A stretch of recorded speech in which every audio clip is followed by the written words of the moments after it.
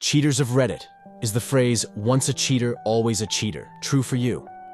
What made you want to cheat to begin with? Really curious about why some people cheat. It seems to me that if you are not getting something out of the relationship, you should just leave.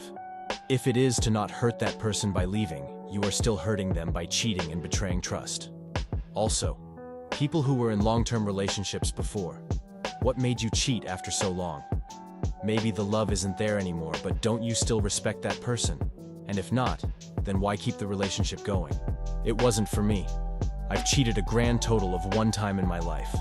I was in a relationship that was pretty toxic, going nowhere, and just overall not a fun place to be. Not that this is an excuse, just setting the scene. I'd broken up with the girl a few times, but ended up back with her every time. One night, I went to a party with friends, and another, attractive young girl, basically threw herself at me. I resisted for a while, but eventually gave in. It left me feeling pretty bad, and I ended the relationship for good after confessing it. A few months later, the girl I had cheated with was hanging out with some mutual friends.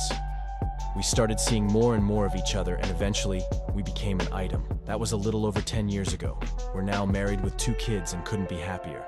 I'd sooner grow a horn out of my forehead than cheat on her. So, I guess I broke a couple of maxims with that one. First off, the whole, once a cheater, always a cheater one. And second, if he cheats with you, he'll cheat on you. All that said, one of my bigger regrets is in the way I treated the girl I cheated on. It wasn't respectful, it wasn't kind, it wasn't anything that any human being should be subjected to. I broke her heart in a way that I wouldn't expect nor ask for any kind of forgiveness from her, although I'm sure she's long since moved on. My friend is a chronic cheater. For her, though, it's all about security. She knows she wants out of the relationship, but she doesn't want to be alone. So she starts a new relationship before she's out of the old one, then ends the old one after a few months and moves on entirely. And yes, I think that phrase is true for her. I knew a girl like this. Being a long-time single person, I was honestly kind of impressed that she managed to find another guy to move in with before her relationship with her live-in boyfriend was over. Seriously, I'm 29 and I've never moved in with an SO. And she managed to do it 4 or 5 times in succession, without ever having her own place in between. Obviously scummy, but I can't get over just being amazed that she kept finding these guys. Maybe if you find a guy with a knight in shining armor complex and tell him a terrible, horrible sob story about how awful your current BF living situation is, they just want to swoop in and help, because the only other excuse I can think of for that is, he's an idiot. It's pretty awful. Although I will say I find this easier to understand than people who cheat on their partner and say they want to stay together, still love them. I think the level of selfishness and blatant disregard for the partner is the same. But at least she admits to not caring about them anymore anyways. I think her situation is worse because her urge to cheating signifies her urge to break up. So instead of breaking up, she cheats to make sure she has someone to run to. She's got a whole slew of problems. At least when people cheat and want to stay together, it makes sense that they hide their cheating. Your friend is just a shitty person who has communication issues and can't stand being alone. No offense. My ex kinda cheated on me, so your joke makes me feel slightly better. Yes, I know it was a joke. So, thanks. And if you see your friend, I give you permission to slap a hoe. Has not been a recurring thing for me. But originally the motivation was being dumb enough to move into a new relationship whilst having feelings for an ex. Ex made a move, and I went for it. Learned from that epic error, and now I make sure to sort my feelings out before prowling for a new partner. I cheated on my ex-BF left and right.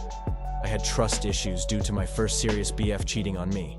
And I think that in some way, cheating gave me a sense of empowerment. If my BF cheated on me or hurt me, I had already one up at him. Definitely immature and a totally unhealthy relationship. On top of it, we both somehow saw infidelity and hurting each other as making our relationship stronger. He did cheat multiple times as well. Obviously, this logic was very flawed, and all it led to was an emotionally abusive relationship on both ends. It ended up lasting from the time I was 17 to 22. At that point in my life, I believe everyone saw me as a serial cheater and would definitely apply the once a cheater, always a cheater to me. Now, at 25, I have been in a new relationship for a couple years and can 100% say that I have grown out of the urge to cheat. My BF is an amazing partner, and even though he knew about my past, we built our relationship on trust. I trust him more than anything, and know he would never pull that shit on me and vice versa. I could never even imagine cheating on him and hurting him like that. Even the thought makes me sick to my stomach. Sorry for the long rant, but in TLDR, cheaters can change. At least for me, it was a matter of immaturity and situation, rather than who I am. I cheated on just about every girl I dated when I was between the ages of 17-25-ish. It was around that time I suddenly grew up, and I felt the pain I was causing these women. I began to have sorrow for the ones I hurt, and would think about it often. Why did I? I'm not entirely sure, but I always blamed it on getting burned by my first true love. To make it short, she cheated, I was devastated. Then I just started being a man whore and inflicting the same pain I got from her to other women. I am now 35 and happily married, would never cheat on her. For me, not true at all. I cheated on a partner when I was 18 and had a very low self-esteem. I was more flattered that another guy was paying attention to me than to worry about how that would affect the guy I was dating. It was also in a relationship I knew wouldn't last forever, and we had been together 1 month, so in my head, it wasn't as serious a relationship as he thought it was. Since then, I have been in a few relationships, some more serious than others, and have had zero desire or impulse to cheat. For me, it was an obsession with attention. I mask a series of mental issues, including a totally wrecked self-esteem with a cocky go-get-em persona.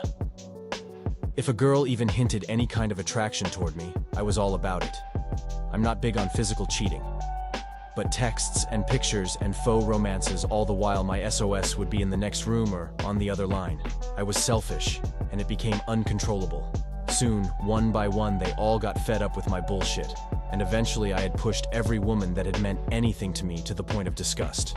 It finally came down to my last ex cheating on me with a friend of mine to make me realize that I was a giant piece of shit. I am currently in a new relationship of about 6 months.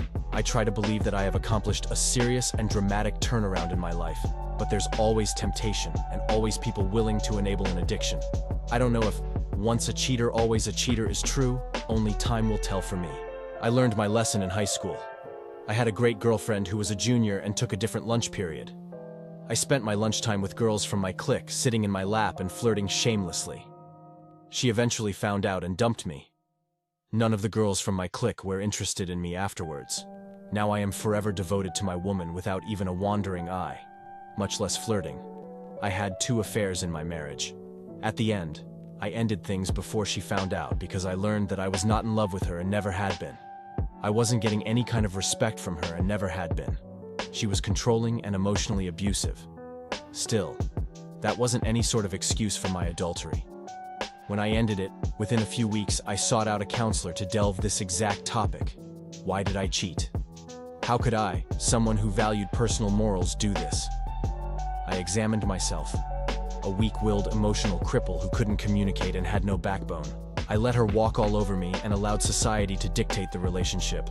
I had a 3-year relationship after that, which helped me to grow quite a bit. And the collapse of that relationship and my subsequent period of being single really truly turned me into the guy I always felt I wanted to be. I'm confident on my own, no longer needy, clingy. I'm introspective and emotionally aware. When something bugs me, I will figure out why and challenge that. And I don't offer excuses. My friends and family know what I did. I came clean after moving out, and any prospective romantic partners learn of it from me as well. I don't make excuses, but I do try to tell both sides of the story, and most people can accept that I did what I did. But I've also done the legwork to outgrow that kind of behavior. These days, it would never happen again. In my 3-year relationship, cheating never once occurred to me. I simply didn't want to. I'll never allow myself to be abused or walked on again. I'd leave the relationship before that ever becomes motivation to cheat. TLDR. The cheating cycle can be broken. It's up to the adulterer to do the legwork. If you grab my boobs, I'll blow you. My autistic ass didn't expect to be told that within 5 minutes of talking to a girl at a bar. I touched them and she threw up on my balls in the ladies' room halfway through the blowjob. Edit didn't expect the story of the girl who gave me the best head of my life throwing up on my balls. The first time she did it would get this much attention. Easily, it was the first time my wife and I got busy. I was playing the slow game with her because I didn't want to seem overly eager and ruin a good thing with a girl I liked a lot. We went to my house to watch a movie and she jumped on top of me and whispered in my ear, "Don't you want to fuck me?" Cue. Clothes falling off. Exiting stage left. "Do you want to see my sports bra?" But in a shy way where she wasn't sure if it was okay that she didn't have sexy underwear on. I both laughed and was like, "Holy shit, fuck ya. Say more things about getting down, ladies." Talking about what you are going to do is rad. Kind of like how consent is sexy if I were to say, "Can I take your shirt off?" I did the dishes. No, seriously. My boyfriend cleans the apartment and takes care of stuff all the time. My ex-husband thought he was doing something great when he'd take clothes to the laundromat while I cleaned the entire apartment. Then I had to help him fold and put the clothes away.